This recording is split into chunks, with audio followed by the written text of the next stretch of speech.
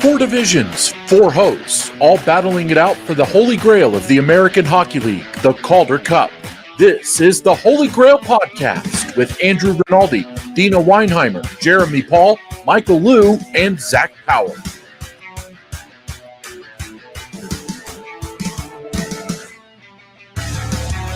Well, hello there, and welcome to episode number 13 of Field Pass Hockey's AHL podcast, the Holy GrAHL. Here at the Holy GrAHL, we're all about the American Hockey League and their yearly race to their Holy GrAHL, the Calder Cup.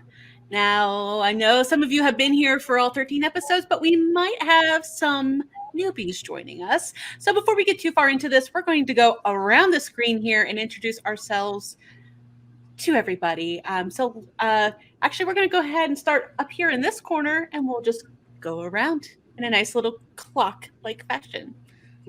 Look at us going out of alphabetical order. I never know how to act when we do that. But what's up, everyone? My name is Jeremy Paul. I am in my first season with Field Pass Hockey, writing specifically about the Rochester Americans, obviously co-hosting this podcast with these wonderful people. And we've got a really good one for you today. So if this is your first time here, you can thank the guy to my left. Yeah, to my left. Got it set up. Yeah, I don't even know how to follow that up, man. That's humbling. For those who are just tuning in, I'm Andrew Rinaldi. I cover the Chicago Wolves and Grand Rapids Griffins here at Field Pass Hockey.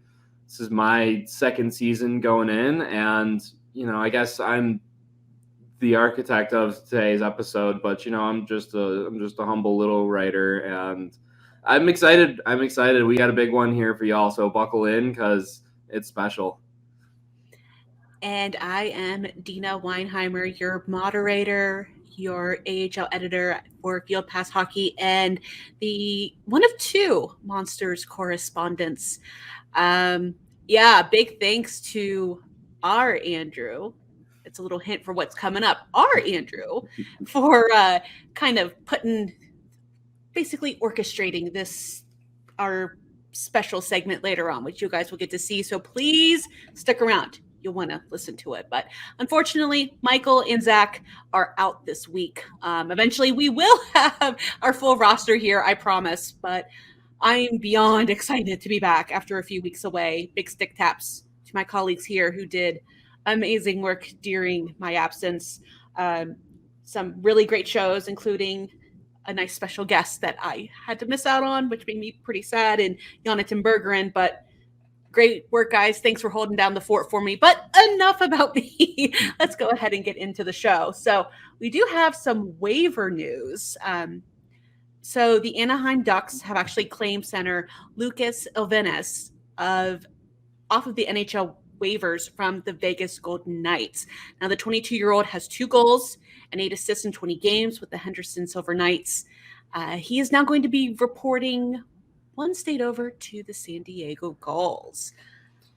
And Henderson's got a big series coming up this weekend, too. So that's a little, the NHL club comes first. But, nevertheless, a little bit of a loss for Henderson. For sure. And I was really, really shocked at this news. When Ilvenes was with Chicago, his rookie season, he led the Wolves in scoring. He really, really lit it up and made an impression. I thought he was going to be a big full-time NHLer for sure. And then this news came out, followed up with Vegas saying that he was going to return to Sweden.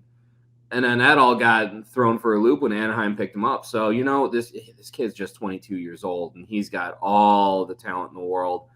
I think in the right situation, he could quickly turn this around. And, geez, imagine you put him up in Anaheim with the talent they already have. This is a great pickup for the Ducks.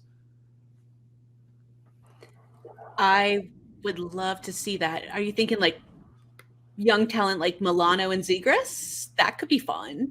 Yeah, Troy Terry, Van Steele. They're just, that Ducks team they're so young and they're so loaded and they're fun. They really are just fun to watch on any given night.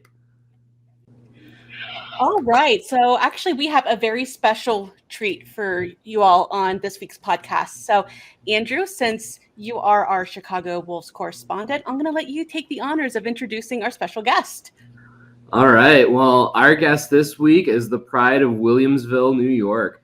Prior to his pro career, our guest was a Hobie Baker finalist with the University of New Hampshire after putting up 52 points in 37 games. It's a trend that really hasn't slowed down during his time in the AHL. He won the Calder Cup in 2019 with the Charlotte Checkers while taking home finals MVP honors. Not a big deal. And over the last 2 years has terrorized opposing goalies with his creative playmaking and hockey IQ that's led him to lead the league in scoring since January of 21. And just to show you how valuable he is on and off the ice, our guest was named the first captain of the Chicago Wolves in 4 years. He's got an impeccable mustache game, and if you're not careful, he'll bury you on the golf course. Ladies and gentlemen, Andrew Poturalski. Andrew, thanks for joining us here tonight. Wow, quite the introduction. Yeah, thanks for having me. Well, had to fit the moment.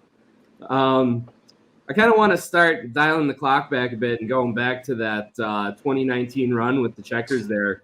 You guys beat the Wolves in the final, a real strong team. I mean, you just look at the names up and down. And technically, since the Cup hasn't been awarded since then, makes you and Coach Warszawski defending Cup champions still.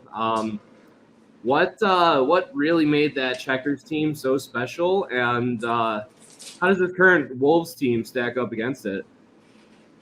Yeah, no, we just had a ton of talent and a lot of the draft picks. And if you can look around now at that roster, a handful of guys are in the NHL or doing well elsewhere. So to have a successful team, you also have to have a lot of good players and a lot of chemistry. And I think a big part of that was our core. We were in Charlotte for a couple of years together, and we just had such a great team. We're all really close friends off the ice as well, and that definitely goes a long way. And it's kind of funny that we beat Chicago in the finals. We kind of had a couple jabs back and forth with the staff who was there.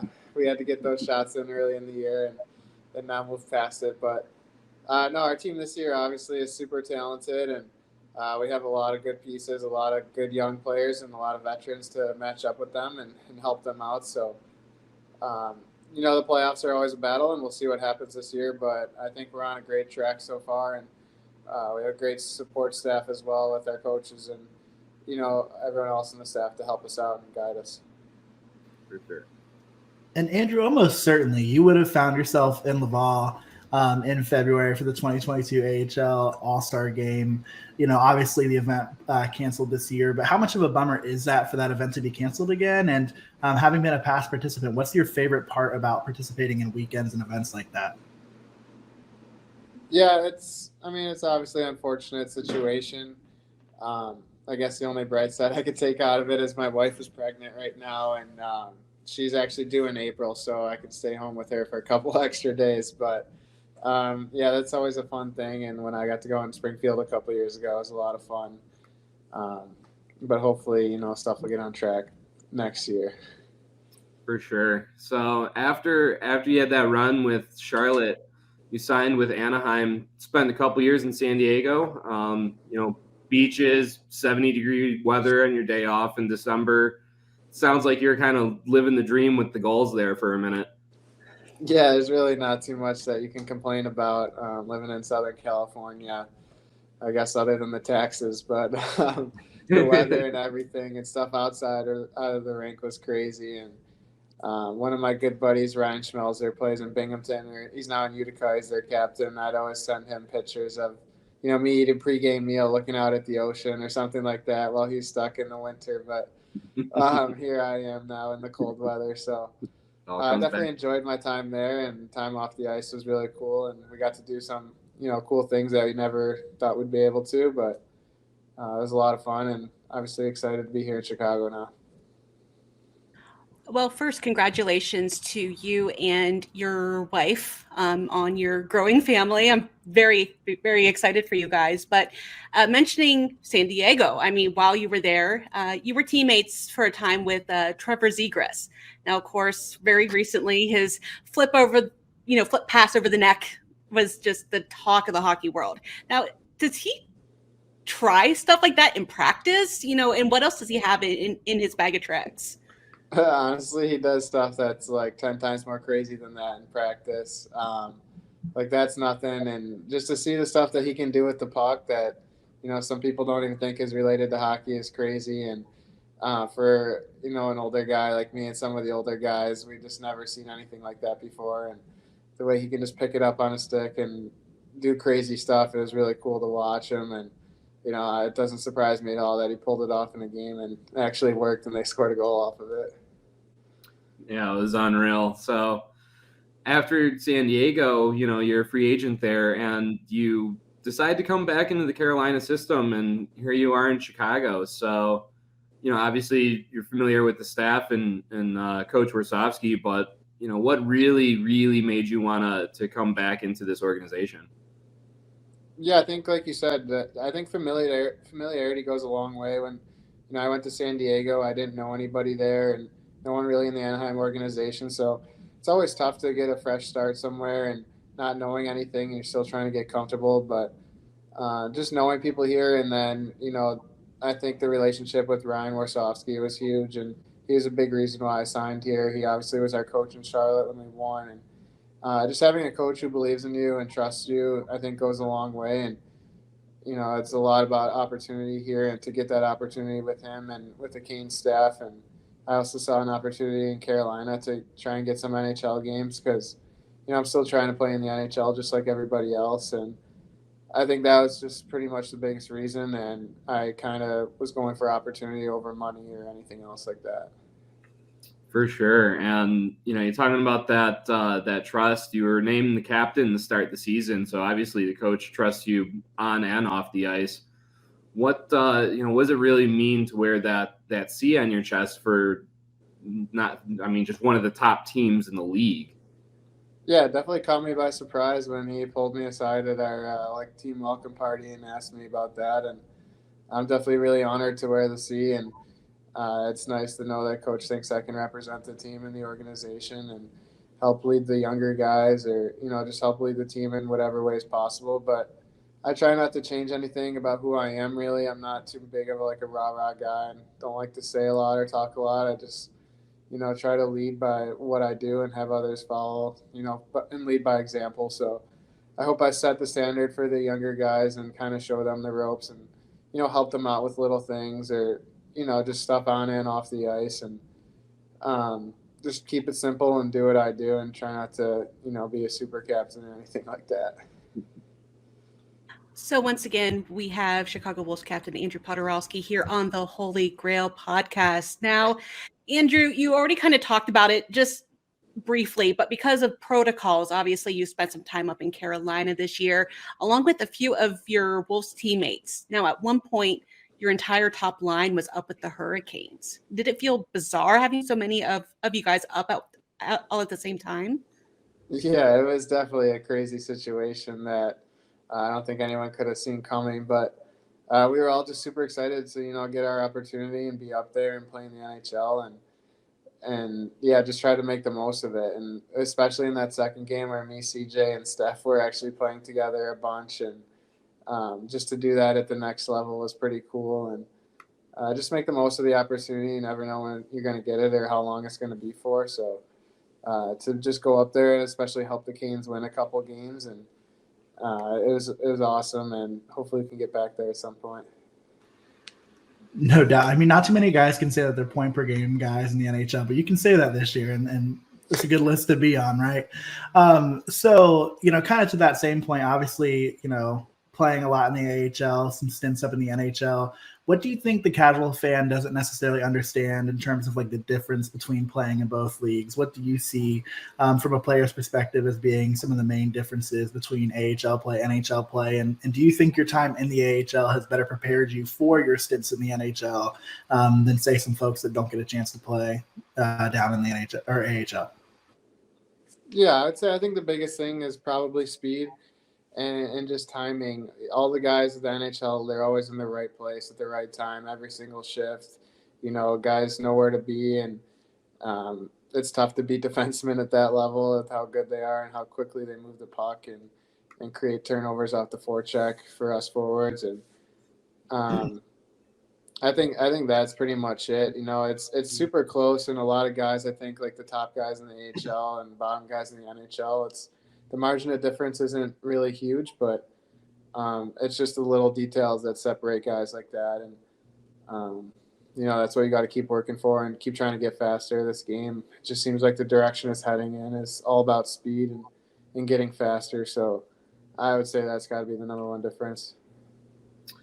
So you had your couple games up in Carolina, cup of coffee there, and then as we come back to Chicago, just the way of the world, they've been having their own problems with the protocols and everything, just like any other team. And it seems like the Wolves have almost been like they've been plucking goalies off the local beer league rosters, but they're still winning games. It's crazy. So if we can get kind of a perspective in your words, what's really driving this team to just have this continued success no matter who's on the roster? Yeah, it was definitely crazy this past weekend there. And Friday, we didn't have a goalie up until about 20 minutes before warm-up started. So that was a little bit crazy. But, at the end of the day, it's pro hockey. We're all still playing for something. We're playing to win, playing for our jobs. And it's something that's out of our control. We always try to, play and do what and play it with what you can control and work hard still. So, that's just something that is unforeseen. It's crazy. It's going all around the league right now and up and down at every single level. So we just got to keep working, keep trying to win games and do our best to support these guys who come up, because that's an opportunity for them too. And, we try to help them out and play solid D and not give up chances, but credit to them for stepping in and helping us out this weekend. And I think Danny was huge for us stepping in on Saturday and then coming in Sunday as well and getting his first win. So super happy for him, and it's great that these guys step right in and help us out. And I've always been fascinated too, especially with the season that you're having, right? Leading the league in scoring, but you continue, right? You talk about the team, you do all right. And so how do you, as somebody in your position, continue to frame your perspective as one of team first? How do you not let those other things, the conversations about, potential MVP run, a potential scoring lead, how do you keep those things on the back burner and put the team first? It's just the culture we grew up with in hockey. It's such a team-oriented sport, and I feel like anyone who knows the game or has been around the game, most guys in hockey are like that, and you can't really be talking about yourself or worried about personal stats because it only goes so far if the team's not doing well. So, and I definitely wouldn't be in this position if it wasn't for all the guys on my team who have helped me out and my line mates who help me score and do stuff like that. So we just got to keep going and keep playing and working our game. And when the pucks go in, it's great. And that's our job to help the team win games too. So definitely super fortunate and lucky, and definitely want to continue to keep going. And it's a lot of fun when we are winning and scoring. Well, that's why he wears the C, ladies and gentlemen. So here at the Holy GrAHL, we like to recognize greatness, but we also like to ask the tough questions. So for as much success that this team's had, and for all the point producers and all the talent, the power play is really kind of just hovering around 17%, and it's ranked 20th out of 31 AHL teams. It's not great, admittedly. On Sunday, you guys scored some huge power play goals against Cleveland and really turned the tide. But I got to ask, what have you guys been seeing at ice level that that you could work on to take better advantage of these opportunities? I'll tell you, you're not the first one to give us crap for that. So when we came in after our 3-week hiatus, our coach brought our whole unit into the office and pretty much showed us every single stat in the league where we are and said it's not acceptable. And on our PK too, and he said if we want to make a run in the playoffs, that special teams are huge, and we really need to improve in those areas. So I think the biggest thing for us on the power play is we want to get more pucks to the net and cause traffic at the net, and we tried to do that this weekend where we had a couple big goals, like you said, that helped us out, and especially on Sunday, the game winner, and just keeping pressure and momentum. I think even if you're not scoring goals on the power play, if you're generating a lot of chances, that helps create momentum into your next shift and helping the team. But just bearing down and getting pucks in that. They pulled up a lot of stats from all the top power plays in the NHL and showed us clips from them, and that was the biggest thing, is just getting more shots and more chances, and quit trying to make the pretty plays or the perimeter stuff, and just getting more pucks to the net. And then when the chaos happens, that's when you make a quick play and you find the odd man who's open. Well, as our resident Cleveland Monsters correspondent, I have to follow up with a question. Following up with that, third game in 3 days for both you guys and the Monsters after a pretty long layoff. I mean, it might have led to a possible letdown for either team. Now, of course, you guys didn't give up a single shot in that third period. Have you ever seen that before in a pro game? And what did you guys eat, or what was said in the locker room in that second intermission? Yeah, I wasn't even aware of that stat until after the game when someone brought it up to me. But it was crazy. We just wanted to go out there, and we were down one going into the third, so we knew we needed to step it up and get back to our game and try to generate more chances. And I just think it shows that when we play our style, I think we're definitely a tough team to play against in this league. But consistency is a huge thing, and it's hard to do that night in and night out, and that's what the good teams can do, and that's how they separate themselves. So I think Warzy just kind of challenged us after the second period and says, what are you guys made of? You can make up every excuse in the book as to why you can shut it down in the third. We haven't played in 3 weeks. It's a 3-3. We're down, whatever. But it just shows we stepped up. We stuck to our game and believed in ourselves, and we came back and got a huge win and huge 2 points for us. So it's definitely fun. I know surely one thing that you're missing from San Diego right now, how's your golf game holding up in the throes of December and January in Illinois?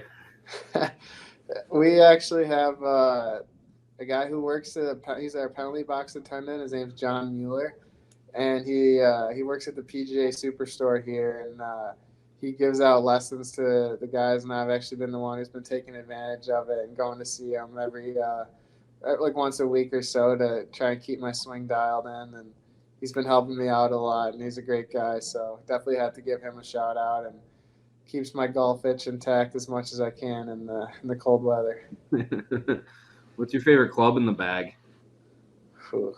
I have to go driver, but it's not always consistent, but I could hit it pretty far. There you go. Last one. I mean, what's your favorite course that you've played in the area, or just in general?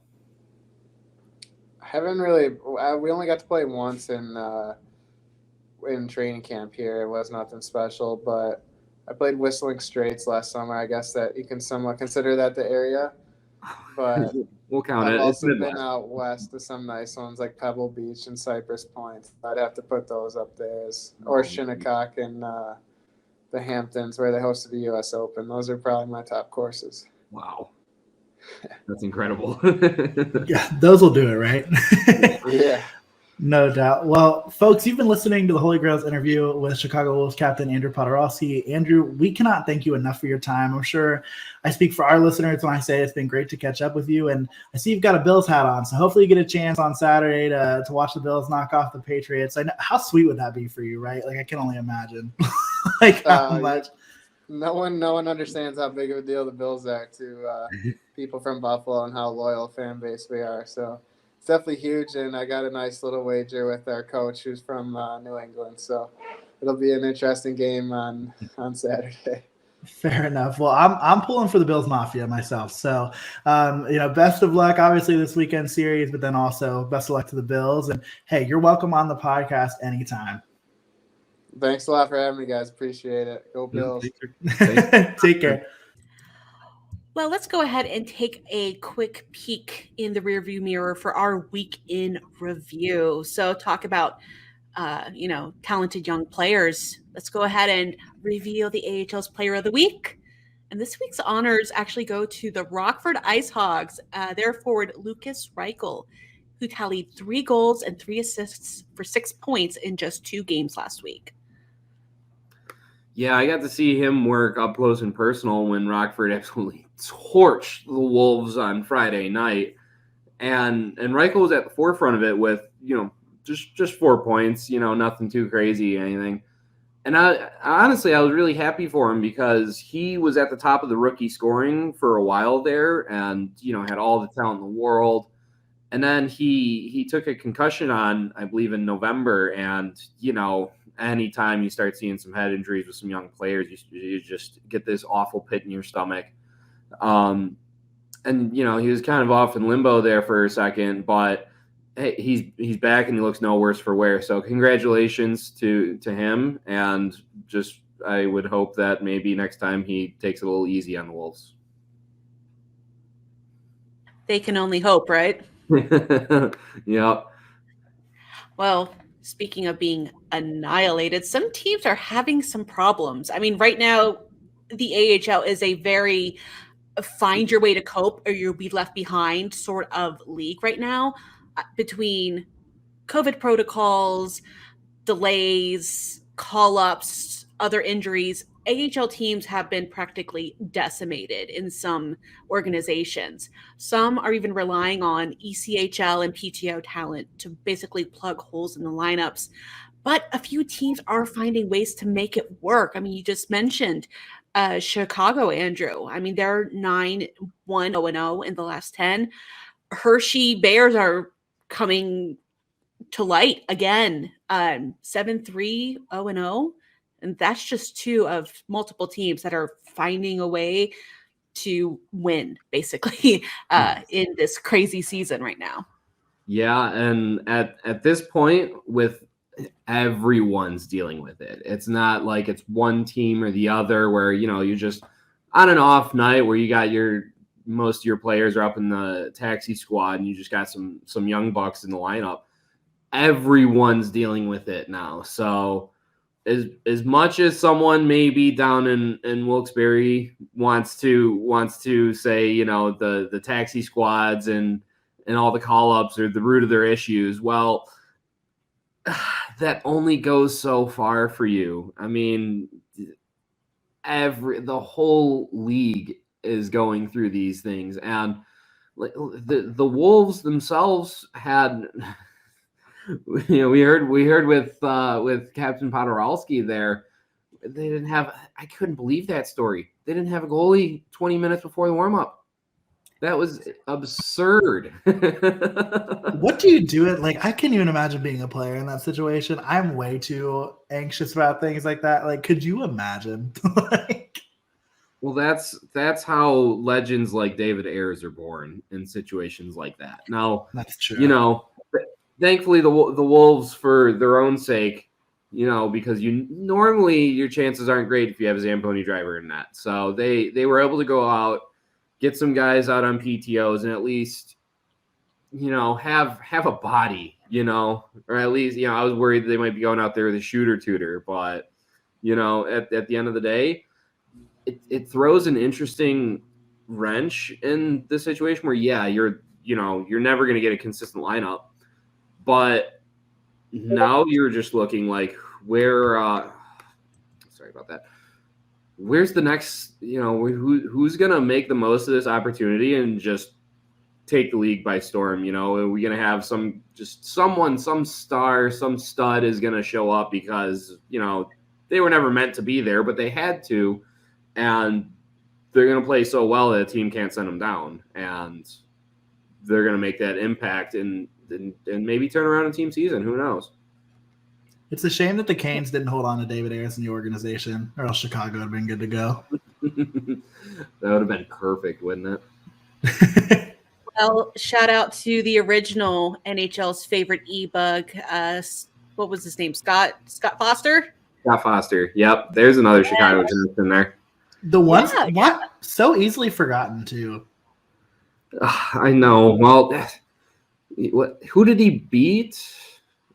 Well, yeah, I mean, he was only in there for half a period or something. I don't want to take anything away from Scott, but versus half a game against the media mecca of Toronto, and then beating them, that was way too perfect of a storm, and especially with today's meme culture, it was perfect. Well, I mean, and then again, on the flip side, like you said, everyone's dealing with it. But some teams, they're just not doing well with this at all. I mean, Cleveland, the Monsters are 2-6-2-0. They dealt with not only COVID issues with their parent club, but also on their own roster. Andrea just mentioned Wilkes-Barre Scranton, 1-7-1-1. Iowa and Tucson, both 3-5-1-1. It really is separating the good teams from the teams that aren't so good. And I hate to say it, a slight bit of homer, since I covered Cleveland, but it's been very humbling to see that fall. I mean, they still have a winning record, but they've been struggling, to say the least. Do y'all remember when Wilkes-Barre Scranton was like at the top of the Atlantic and was like allowing almost no goals a game? And we were talking on this show like that about how unsustainable that was. Well, we weren't wrong about the lack of sustainability in the way that they're playing, because that team is struggling. It's kind of tough to watch. But just goes to show, here at the Holy GrAHL, sometimes our takes are right. So not always. Actually, more often than not, they're not. But sometimes we'll jinx you more often than not, but sometimes we get it right. We should start every show with an apology to the person who we jinxed most recently. So, for example, this episode, Dustin Wolf, for making it so that, we talk about him on the show on Tuesday night, and then Tuesday night he loses his first regulation game. So we just need to start every episode with an apology to whoever we jinxed. Oh, I forgot about that. Oh, man. Well, I hope we don't become those people that just nobody wants to come on our show because we jinxed them. It might be too late. We might already be there. Yeah, I think coming onto the show is okay. I just want to leave that open for future invitees. Don't be scared. And it's just when you receive praise, that's when you need to be worried. Like, oh yeah, I think that so they lost their last 4 games, but I don't think they're playing that bad. And then they go and like throw a puck in their own net. I'm looking at you, Texas Stars. That kind of stuff. Well, I did watch Jonathan Berger in net an assist the following day after we recorded, so I feel like we're good. Actually, come to the show if you want to boost. So, hey. Dustin Wolf, if you need to get over that loss, you can come on through. And we will apologize in person. We will. Mm-hmm. And just to follow up from our conversation a little bit earlier, Scott Foster, 7 shots, 7 saves against the Winnipeg Jets. Yeah, it was against Winnipeg, right? Slightly smaller market than Toronto. Just a little. As long as they can find the airport, it's all good. Now, talk about drama of the e-bugs, but sometimes hockey, honestly, is just all about the drama. So here's one for you. Almost 11 minutes left in regulation. Your team has a 2-goal deficit against a divisional rival. And somehow you find a way to win. That was the case of the Stockton Heat versus the Ontario Reign. Surprise, surprise, it's those two. This past Sunday, where they managed to squeak out a win in just 24 seconds into OT, thanks to Connor Mackey. Man, that Stockton team just keeps rolling, don't they? And just one way or another, they just find ways to win consistently. It's incredible. And these games between the Heat and the Reign have been fantastic. And it's just been quality hockey between 2 quality clubs the whole year. So that doesn't surprise me in the least bit. No, and I was so confident earlier in the year when I said Ontario was going to hold on to the Pacific, but I just don't think that that's the case. I just don't think there's any way with how well Stockton's played. And yeah, we've got it here, right? Like we've got a clip of the done. Follows up his rebound. There you go. Quality play. Oh, wait, hold on. Jacob, why is he – he's a lot shorter than I thought he was. Can we talk about that? Can we talk about just how excited he was jumping up and down there? You could tell he was fired up. We like to see it. And once again, this is why you have to catch the show on YouTube. This is our shameless plug that you have to catch the show on YouTube so you can watch this sick highlight. But yeah, wow, he can't be more than what, 5 or 6? No, there's no way. I love it. Me too. I'm also vertically challenged. Yeah. Well, that is that nice little clip there. But yeah, talk about all of the dramatics. It's coming in spades out in that Pacific Division. So we go from the triumph of victory to oof. I mean, we already talked about it. It was a rough week in the American Hockey League. For a lot of teams too. We had a number of different oofs to line up for you folks, but this one took the cake. Do you we got the video of that one coming up here? Actually, we do here in just one moment. We've Now, really unlocked a new layer of engagement on the show, folks. Oh yeah. So now we have like visual oofs, like we're taking it to another level. so first of all, I want to say thank you to Tony Androkidis at Tony Androck on Twitter for this GIF. It's really the only one I could find of it. But here is our oof of the week. I'm talking about jinxes. Weren't we just pumping up Lehigh Valley about how well they're playing, and then right into his own defenseman's face, and that's a wide open look for a 3-0 goal. Oof, that's a big. Correct me if I'm wrong. Did they not come back in this game though to tie it up and take it into overtime? Like they almost came back in this game. I think I know that they definitely tied it up 3-3. I don't remember if they won it, but no, Hershey won. But still, even just to get this one into overtime after we had talked about it in our chat, that we were like, "Well, there we go, jinxing Lehigh Valley again." I'm like, "Y'all, Lehigh Valley just scored it with just tied it with like 24 or 16 seconds left." It was like, leave it to Lehigh. Hold on, wait. Somebody in marketing has to get a hold of that. Leave it to Lehigh. That's good. That's good stuff. Yeah, there you go. I like it. You should anyway to them. that was Phantoms goalie Pat Nagel, and yeah, that was an oof. I didn't catch the number of the defenseman, and honestly, I think he kind of wants to remain anonymous after that clip. But sorry, Pat, it was kind of easy to single you out on that one. So Yeah, I must say the Cleveland Monsters not putting any shots on goal, and the Chicago Wolves losing 8-0 to the Rockford Ice Hogs were two very close honorable mentions, but we're sorry, Pat. We hope that maybe we can have a win next time. So we're going to move on. In any way, then Pat's going to rattle off his next 5 wins here. So hey, perfect. Or he can come on the show and he'll pitch a couple shout outs or something. There you go. All right. Okay, so we're going to move on to one of my favorite segments of the show. Swipe left or swipe right. Basically, it's a portion of the show where we share our hot takes, and rules are similar as online dating. Swiping right is good. Swiping left, not so good. Super swipe up, we get one a month if we really like it. So basically just our hot takes. Since Jeremy said he doesn't quite know what to do whenever we don't go in alphabetical order, I'll be nice and we'll go in alphabetical order for this round. Well, I love far too kind. Perfect.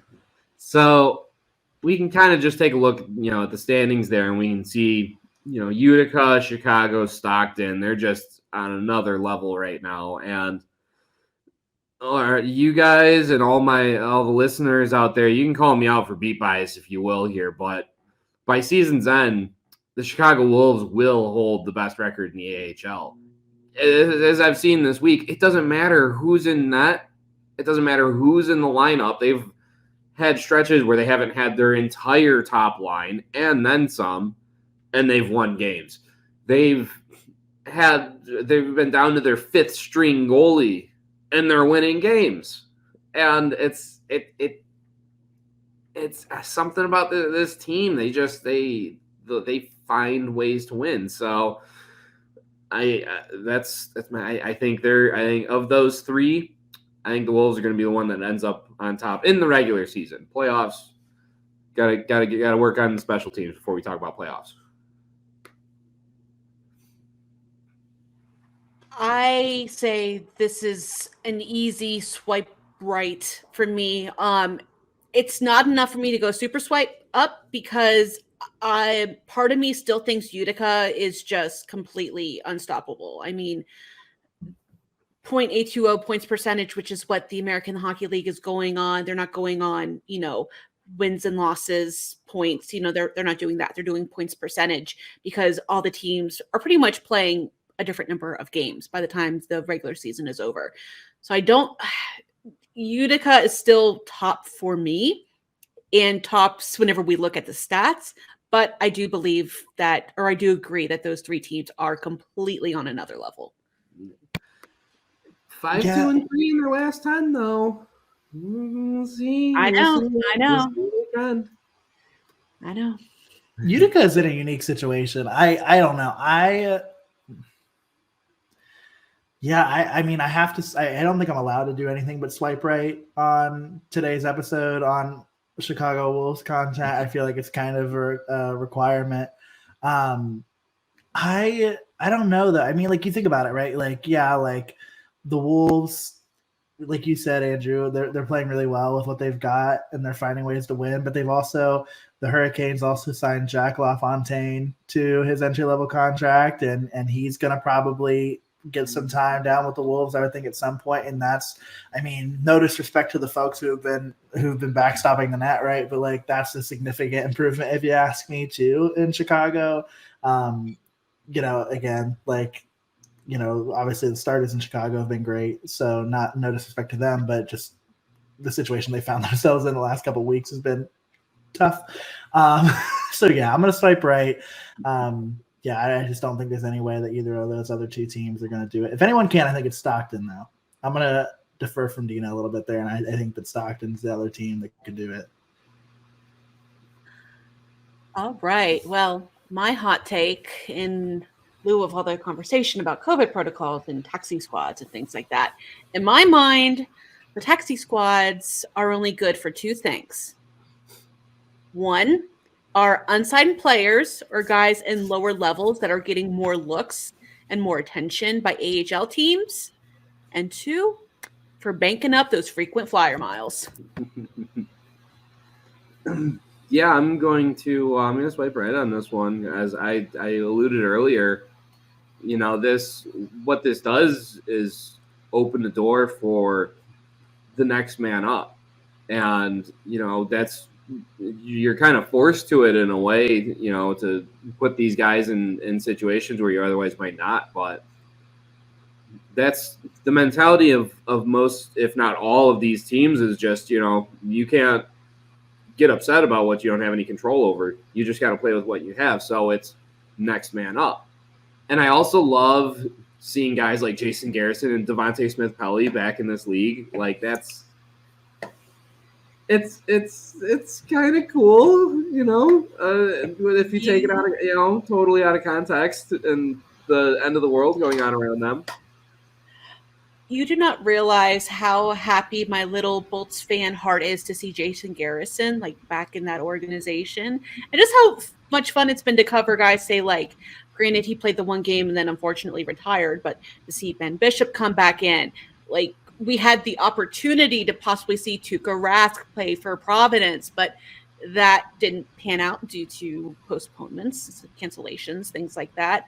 We had Devin Dubnyk. We had some bigger names that are coming down into the lower leagues. How exciting is that for some of these AHL teams if they can get these stars to play? I mean, that's got to bring in some seats, right? Yeah, I mean, future Olympian Devin Dubnyk. Oh, true. Oh goodness. But yeah, Yeah, you have to swipe right on this, right? Like, and it kind of plays into like what my hot take is going to be.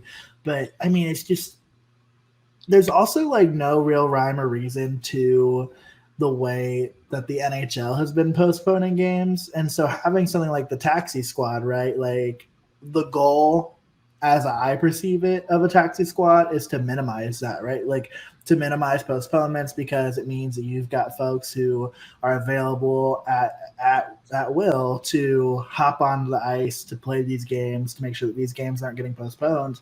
The NHL is not doing that. Like games are still getting postponed. And now, don't get me wrong, if a team is wiped out, like yeah, sure, if it's a risk to health and safety, of course. But I mean, like you think the Flyers, for example, right? It's just like no new players added to protocol. Their most recent game against the Hurricanes postponed, and it's like taxi squads are supposed to alleviate that. They're not. They're pointless, and I hate them. I am not a fan at all. But they postponed their game. I don't know. I didn't understand that whole process. I'm not understanding a lot right now, to be completely fair. But that's why I just tend to watch and not do much. So yeah, big time swipe right on that one. I already used my super swipe, so I can't use it. But I probably would have used it on both of you. He's going to spend some money and get some extra super swipes. Come on, Tinder Gold. Wouldn't be the first time. Weak moment. Anyway. Well, as you all know, the Buffalo Sabres are deep in a playoff run. Oh, they're not? They're not in the middle of a playoff run because what you could have fooled me.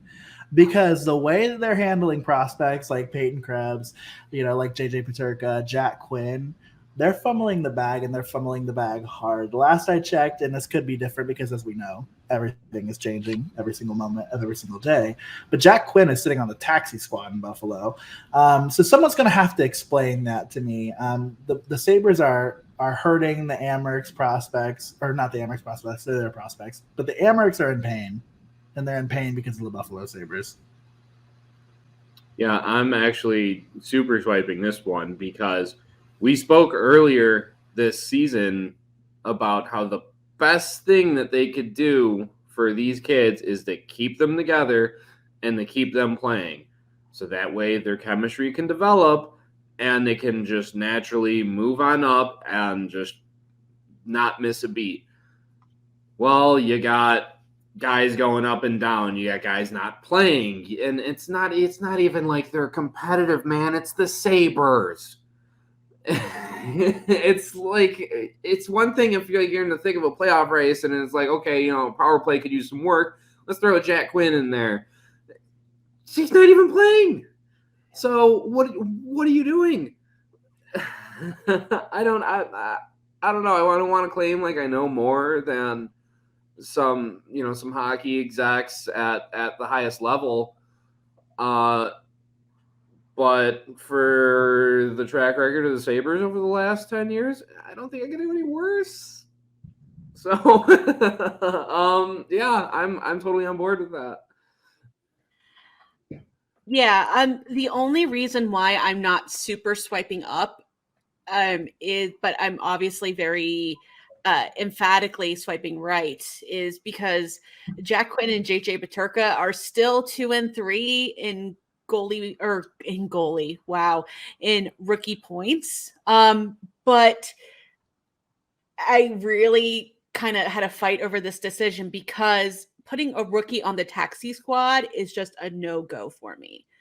Let the kid play meaningful games in whatever AHL, or if you're like, yeah, just let them play. They're just cold. They're not learning how to be a winner if they're sitting on a taxi squad doing nothing. And I mean, this is no disrespect to like Ryan McGinnis, who's having a really good season in Rochester. It's like, yeah, that he is the kind of player that I envision being useful in a taxi squad situation. Like that makes sense to me. the Jack Quinn thing, that's actually really the only reason I made this my swipe. I just wanted to get on a soapbox and say that is the absolute dumbest thing I've ever heard in my entire life. And I hear a lot of dumb things, like a lot, but that makes no sense to me. Thank you for coming to my TED Talk. It was wonderful, well worth the price of admission. I appreciate it. I don't know if you have to pay to get into TED Talks or not, but there you go. All right. Well, here's another little segment that we normally do called They Grow Up So Fast. But unfortunately, so many players are growing up so fast that we can't keep track of them anymore. How many? Well, here's a stat for you. With the debuts of oh my gosh, I'm going to butcher his name. I'm so sorry. With the debuts of Lucas Dostal and Braden Tracy in Anaheim, there are now 100 graduates from the AHL across 30 teams that have made their NHL debuts this season alone. I mean, have we seriously ever seen anything like this? This number has to be unprecedented, especially, in the beginning of January. It's insane. Yeah, for all the circumstances that have come with this season, you got to assume that's got to be the record. Just with all the all the positives that have led to open holes in the rosters, that's teams are forced to. The Hurricanes had a whole Wolves line that we were talking about with Poturalski, where they had the top line of the Wolves. They also had Josh Levo, Jack Drury, Jalen Chatfield, and Max Lajoie. There's half the Wolves were Hurricanes. So, yeah, that's totally believable just because of the circumstances of this, Orwellian nightmare world that we live in. Well, the nice thing is a lot of times these AHL graduates that usually end up coming back down to our favorite league here. But they are producing. They matter up there. I mean, Lucas Dostal stopped 33 shots during regulation and overtime, and also 2 Detroit Red Wings shooters in the shootout to lead the Anaheim Ducks to a 4-3 win in his debut. So smart call up. They had the right guy at the right time, and they got a victory out of it. No doubt. And also, I will apologize for my soapbox a little bit because Jack Quinn is playing currently as we speak. He was an emergency loan tonight because the Sabres didn't have enough players. And so Jack Quinn is they're losing 6-1 to the Lightning, but he is playing. Oh, there you go. Good learning experience for the rest of his career. Yeah, you know what? No, I'm actually back on my soapbox. You're so right. Oh, no. Oh, no. Moving on. We're not going to get on I almost said Buffalo Bills. Oh, goodness. Buffalo Sabres slander here. Hey, I don't know if it's slander. I was going to say, is it slander or are we just speaking facts? I don't know. That one. Okay. Well, let's revisit our conversation just a second with our special guest, Andrew Poturalski, as we look into the scoring races, the top point getters across all the skaters. He's number one he's locked in there. There's been a lot of movement, but he's got 40 points, 9 points ahead of second place, which is Stockton's Jacob Bellatier. He's taken names. It's wow. What a great season for him. Yeah, he put together another 6-point weekend here with 3 points against the Monsters and then 3 more points Saturday against Iowa. So he's just setting them up and knocking them down. It's just kind of what he's been doing all year. He's locked and loaded on a talented team, and as their captain, he's leading the way. This guy doesn't slow down for anybody unless it's a call up, and then when he comes back down, it's just the same deal. Yeah, the only player that's scoring at a similar rate to him is TJ Tynan, and so yeah, he's really the only player that has any sort of a chance in my opinion. But yeah, it's just been a masterclass in scoring. Yeah, Andrew Poturalski, like we said, has that 40 points in 26 games. TJ Tynan, I mean, like Jeremy just mentioned, huge week, launching from the 10th spot with 25 points to third with 31. So 31 points he's had 20 games. Not too shabby. He's coming up in the rearview mirror there. So I one thing I wanted to ask Andrew that slipped my mind during the interview is that he's added 15 goals, and that puts him second in the league. All of last season, he had 9. He was more of the setup man, throwing up 33 assists, but he had 9 goals on San Diego, and he turns around and all of a sudden, look out, here comes Bobby Hull down the middle, apparently reborn in Andrew Poturalski. Just adds another dimension to his game. So that's 15 goals and 25 assists for his 40 points. He can just do it all. That's amazing. Yeah. Wow. All right. Well, let's go ahead and, since, Andrew just mentioned the goals, but stop me if you've heard this before. Andrew Poturalski is good at hockey. I mean, honestly, it's just his world right now. We're living in it. He's second in the goals race right now, just 1 goal behind Rochester's Michael Mersch. Leading up, but with 16 there, and he's been pacing the whole league for, I feel like we've been saying his name for a number of weeks now. Behind him, you got Marty Ferk, who was up there in Los Angeles, so he's not going to be adding to his goal totals anytime soon. But then you also have Scott Reedy, again, up in the big club.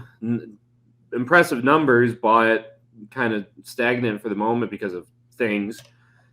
And then you got Stefan Nason, who's Poturalski's line mate in Chicago. So you just look at what that top line is able to do, and the third piece of that is CJ Smith. It's like he almost gets overlooked in the whole conversation until you realize he's tied for 4th in league scoring with 30 points. It's a lot of fun to watch the Chicago Wolves, if you can't tell by my smiling face every week. Well, now, those goals. It's CJ. Mm-hmm. No doubt. Well, all I know is that I see an Admiral on this list. Mm-hmm. It feels like maybe the first time we've seen that logo in any of the races this year. That's Cole Schneider. He's been quietly hanging around towards the bottom of the top 10 of the top goal scorers. He'll bounce in and out, but yeah, there's not a lot to really be happy about in Milwaukee these days. But Cole Schneider is not one of the reasons for their struggles. I can guarantee you that. Nope, 12 goals in 30 games. And he's also towards the bottom of that top 10 in the points too, 28 points. So he's keeping them in there as little as they are in there, but he's a bright spot for sure. So let's go ahead and talk about those rookies again. Jacob Bellatier, once again, out of Stockton. He honestly is starting to separate himself from the pack a little bit. I mean, it's still a close race, but again, because of, as I gesture widely, everything, it's so hard to predict these things right now. Mm-hmm. But he looks to be kind of in a league of his own. If Jack Quinn was available a little bit more, maybe we might be having a different discussion. Yeah, well, we had that discussion there with Jeremy. Yeah, wait, where's he at right now? I forget. Where's he at? He's in that yellow cab squad thing. I believe it's called C.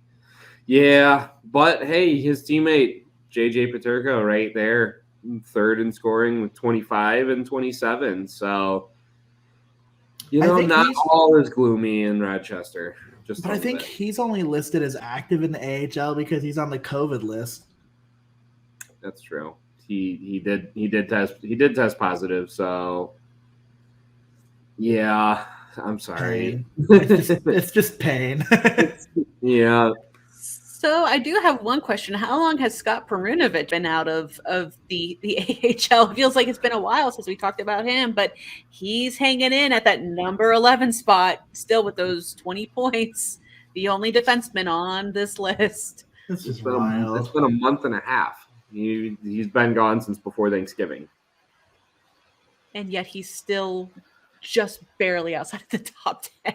It's like disrespectful.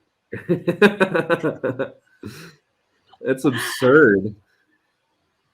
All right. And then with rookie goals, again, we have Scott Reedy out of San Jose with 14, Jack Quinn right there with 12. Pellatier is hanging right in there in that third spot with number 11. And then it's just a lot of the same names again. Alex Steves from Toronto and Braden Tracy from the Gulls basically had huge leaps into the top 10, landing at number 7 and number 5, respectively. So big weeks for those two young men. All right. And then one quick look at the goalies. Akira Schmid. I mean, I have one question for you guys. How do you stay on top if you are a goalie? What is like the one surefire way to make sure that you stay number 1? You got to start number 1. And then don't play. And then don't play anymore. Exactly. Have a hot start, get called up, and leave astoundingly good stats behind in your wake.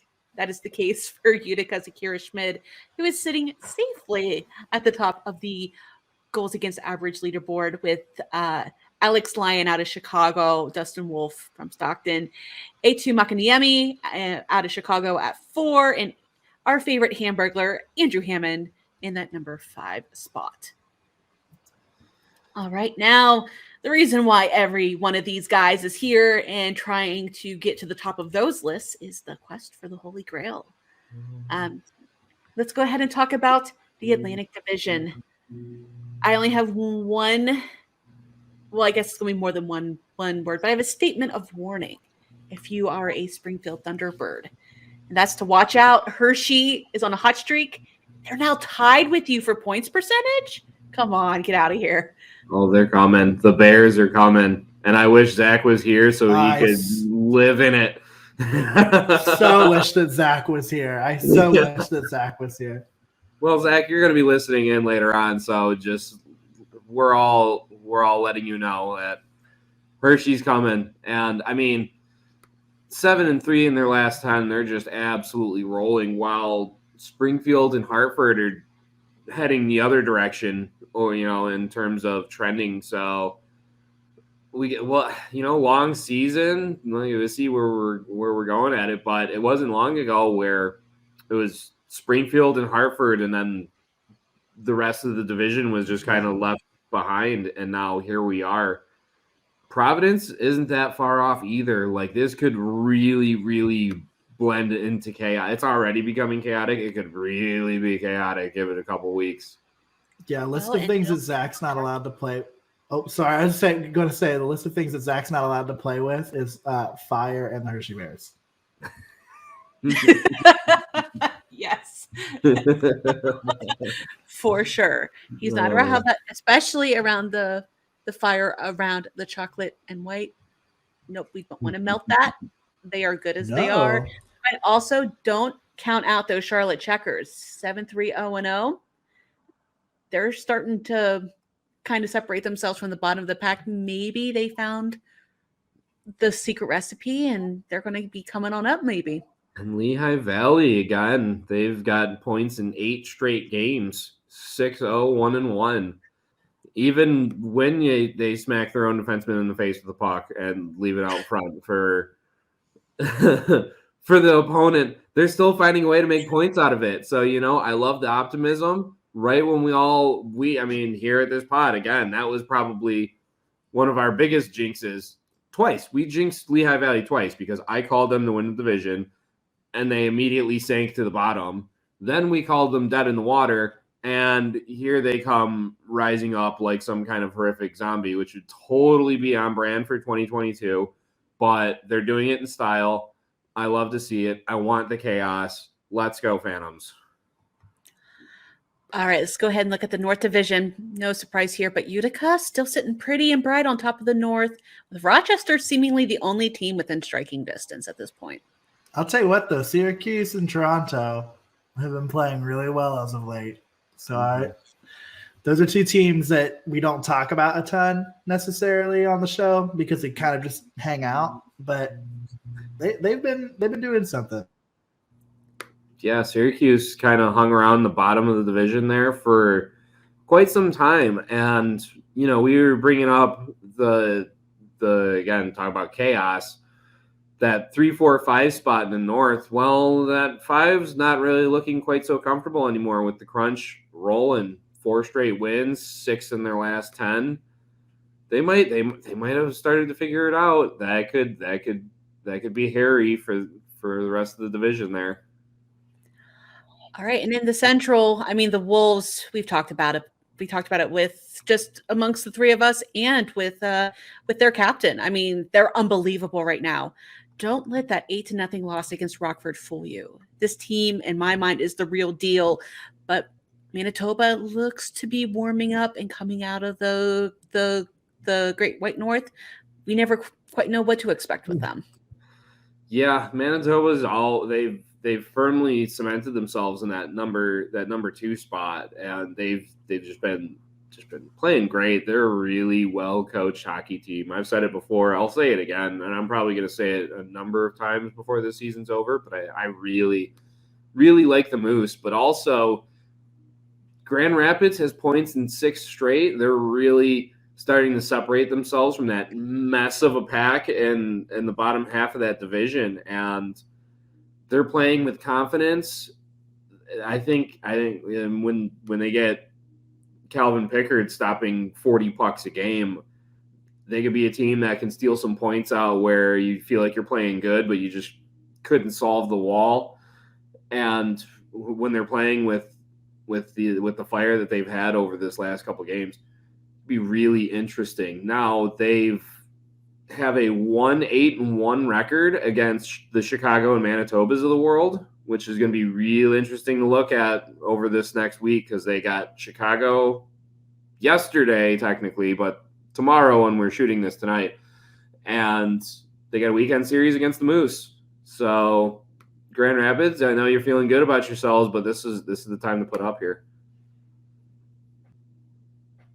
All right, and out in the Pacific Division, if we have one thing to say about the Pacific, is that there's a lot of consistency in those number 1 and 2 spots, Stockton and Ontario. The rest, it seems like every week they're just kind of playing a big old game of leapfrog. Except San Jose, they're kind of just stuck there. Well, they're Barracudas. They have to stay in the water. It's kind of hard for them to come out and jump over a condor or a roadrunner, Well, what's the Gulls' excuse then? They have too many Barracuda in their gullets. Wait, no, those are pelicans. Yeah. I'll think of something later. Oh, that was so good, Andrew. You set me up perfectly for that. Great job. Yeah, I did. Good work. All right, now it's time to turn to these two bright brains for their game of the week pick. So, guys, let me know, what game should we be watching in the Atlantic Division? Well, I got Saturday. I got Laval going into Hartford. You know me, I love these interdivisional matchups. But I said last week, Hartford, you got to be careful. You're going to find themselves falling in the standings. Well, here you are, Wolfpack, and no rest for the wicked. You got a good Rocket team coming in, looking to establish some position in their own division. 3-5-0-2 in your last 10 is not going to get it done, so I got to see more this weekend. We've talked about it on the show already, but we've jinxed things with the Bears, and they're calling our bluff. And they're 7-3 in their last 10, and they're one of the hottest teams in the Atlantic. Well, one of the hottest teams in the North right now. Toronto wins over Utica Springfield. They're going to look to add Hershey to that list, so go ahead and give me that matchup this weekend, that interdivisional matchup.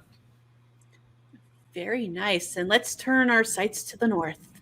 All right, looking up at the North, going to kind of piggyback on that one, going with Toronto and Hershey's. yesterday, Toronto played their last home game in January. They got the boat show coming into town, so this Friday it's going to start off the first of 8 straight road games to the Marlies to cap off the month of January. It's the first test is one of the hottest teams in the league, so yeah, sorry to piggyback off your call there, Jeremy, but I really want to see how Toronto starts this road trip off.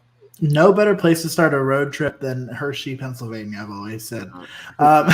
So I'm going to go with Syracuse visiting Utica, kind of going back to Syracuse having found their legs. They've won their last 4. They've really started to figure things out here in the new year, and Utica's going to be a really good test for the Crunch. Utica's also, like you mentioned, a little bit rocky right now. So we'll see how things go, but I'm going to be watching that series this weekend. All right, now we're going to go on over to the middle part of the country. How about the Central Division picks, guys?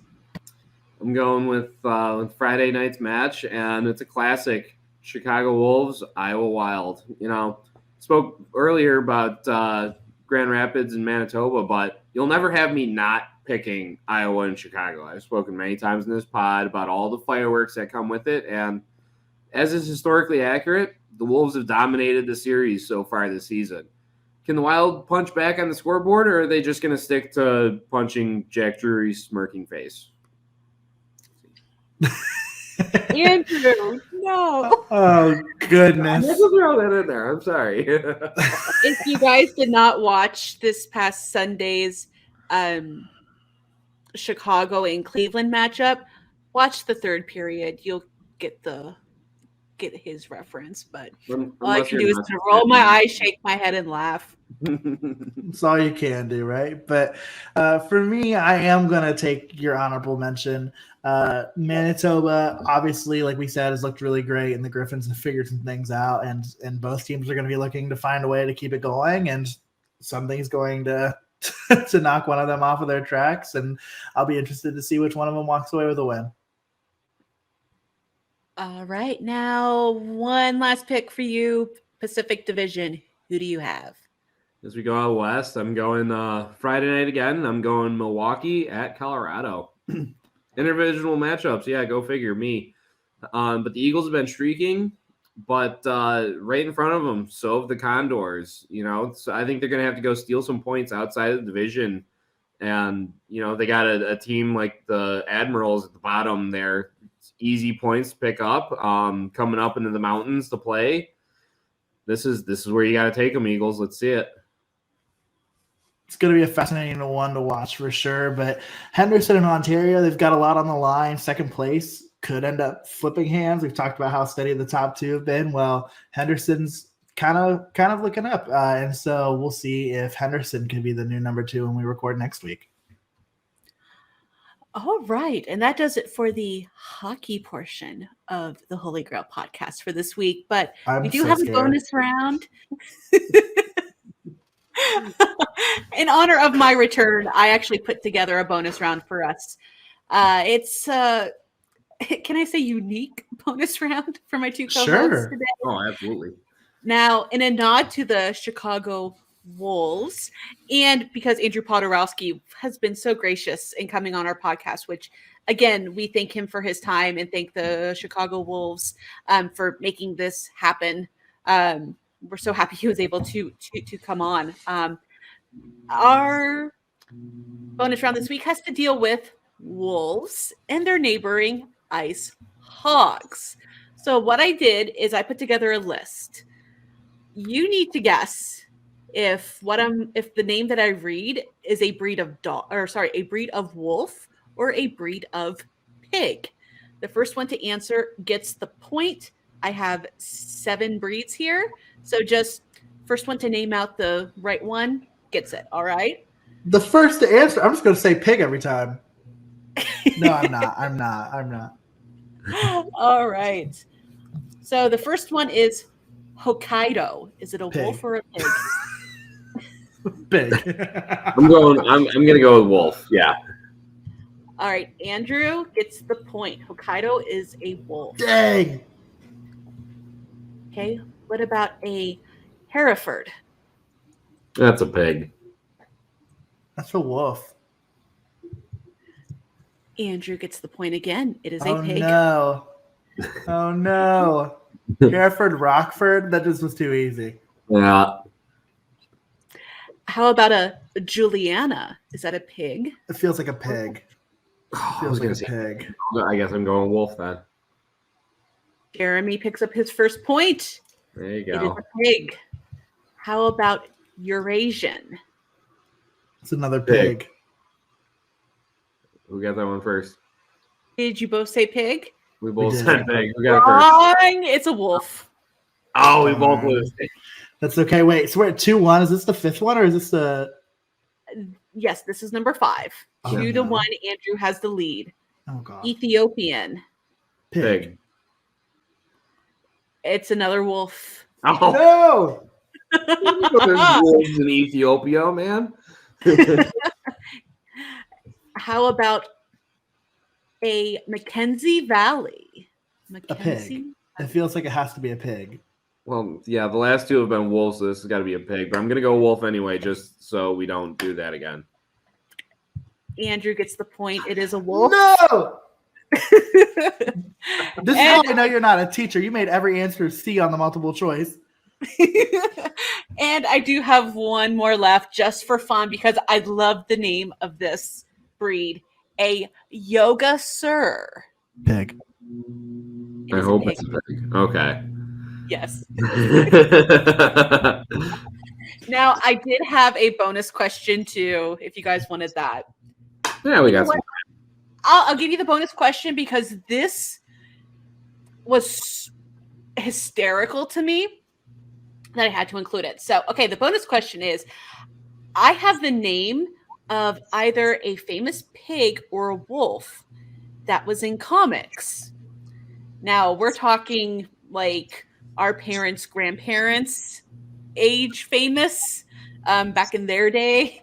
So you need to tell me if this character was a pig or a wolf. Its name, Solid Mahogany. Solid Mahogany. That's got to be a pig. I hope it is, right? Because like that's so good. The That's pig is so solid. good. Yeah. Okay. Solid Mahogany was a clarinet-playing pig in a jazz band from the comic Pogo. It was a daily comic strip by cartoonist Walt Kelly that ran in newspapers from 1948 to 1975.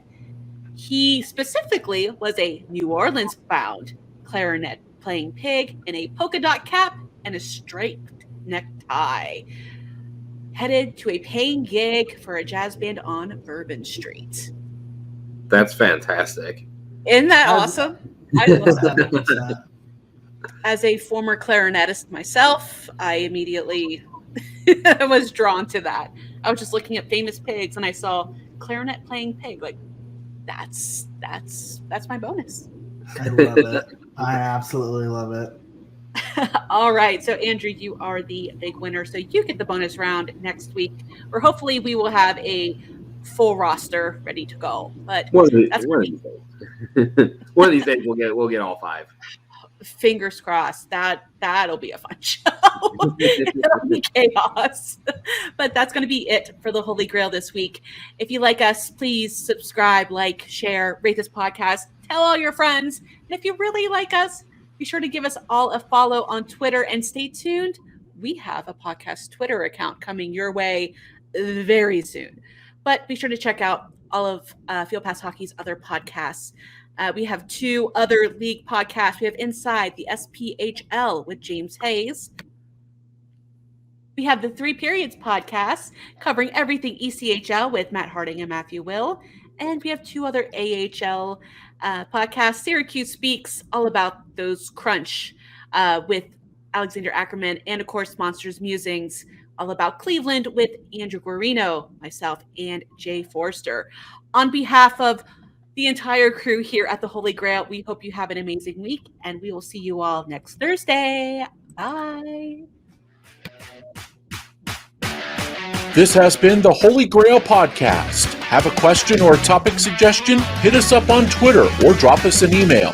For the latest news across the American Hockey League and the rest of minor league hockey, download the Field Pass Hockey app, now available in the Apple and Android app stores.